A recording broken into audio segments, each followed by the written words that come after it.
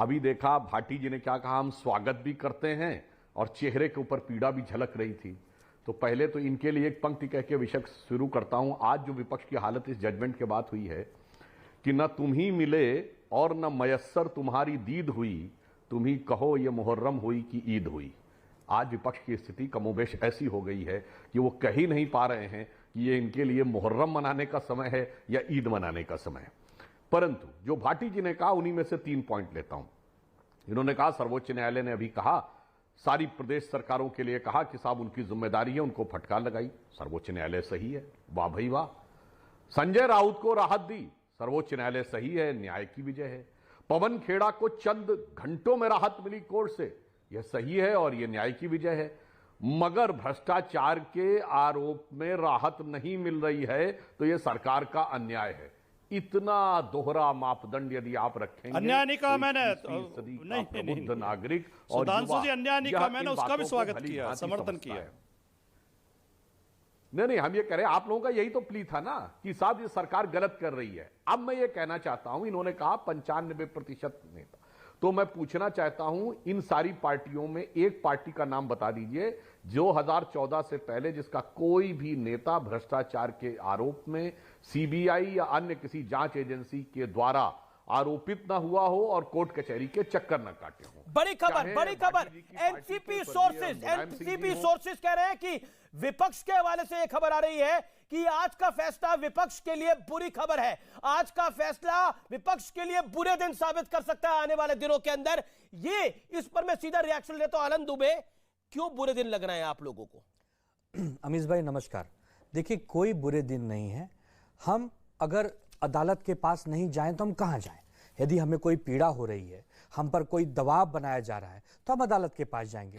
अब अदालत जो फैसला करता है हमें सर्वमान होता है, क्योंकि हम जानते हैं कि इस अदालत के ऊपर भी एक जनता की अदालत है जहां हमें भविष्य में जाना है, हम वहां भी अपनी बात कहेंगे। मैं सिर्फ ये पूछना चाहता हूं, सुधांशु भैया यहाँ बैठे हैं, सुधांशु भैया आप ईमानदारी से बताइए कि क्या सीबीआई और ईडी का जिस प्रकार उपयोग आप लोग कर रहे हैं वो सही है या गलत है? ये आप जानते होंगे। क्योंकि उपयोग कह रहा हूं मैं दुरुपयोग कह भी नहीं रहा हूं। उपयोग इसलिए कह रहा हूं कि आप हमें सिखा रहे हैं भविष्य के लिए, यदि हम कभी सरकार में आएंगे तो ऐसे ही चुन चुनकर कैसे किस संस्था का उपयोग करना है ये हम आपसे सीख रहे हैं। ये हो गई पहली बात। जी, ये हो गई पहली बात। सुधांशु इसका जवाब, आप उपयोग कर रहे हैं, वो दुरुपयोग नहीं कह रहे उपयोग कर रहे हैं। देखिए एक कहावत होती है, दिल की आरजू लबों पे आ ही गई। यही शब्द केजरीवाल भी बोल चुके हैं, कांग्रेस पार्टी भी बोल चुकी है और आनंद दुबे जी भी बोल रहे हैं। तो मैं याद दिलाना चाहता हूं, क्या इस देश की न्याय व्यवस्था पे भरोसा नहीं है? दुरुपयोग तो किया था। हिंदू आतंकवाद के सारे झूठे केस मढ़े थे ना, सब अदालत की चौखट पर औंधे मुंह गिरे थे और किसी भी केस में चार्जशीट नहीं फाइल कर पाए थे। एक होता है, देखिए वकील हैं, वाजपेयी जी वकील हैं और बेहतर समझते होंगे, एक होता है कि कंप्लेन, फिर एफआईआर, फिर चार्जेस फ्रेम करना, फिर चार्जशीट फाइल करना, फिर कन्विक्शन कराना। अरे कन्विक्शन जजमेंट तो छोड़िए, चार्जशीट नहीं फाइल कर पाए थे क्योंकि सब कोर्ट में औंधे मुंह गिरे थे। भ्रष्टाचार के 2G घोटाले से लेकर कोयला घोटाले तक के किसी भी केस में सरकार जांच कराने को राजी नहीं हुई थी, सब अदालत से जाकर हुए थे। मगर मैं एक बात कहना चाहता हूं अमीश जी, आज पोल दूसरी भी खुल गई।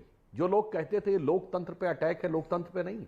ये सारी पार्टियां वो हैं जो राजतंत्र की पार्टियां हैं, लोकतंत्र का चोला ओढ़कर अपनी अपनी पार्टी का राजतंत्र चला रहे हैं। उत्तर से दक्षिण तक मैं ईमानदारी से कहना चाहता हूं, सिर्फ भारतीय जनता पार्टी और कम्युनिस्ट पार्टी को छोड़कर सब पार्टियां एक परिवार की पर्सनल प्रॉपर्टी में तब्दील हो गई हैं और इसीलिए वो भाव आ रहा है जैसे राजाओं के लिए अलग होना चाहिए। एक और बात कह दूं, ये जो हाउस अरेस्ट का थॉट दिया गया है ना अमीश जी, ये बड़ा पुराना थॉट है।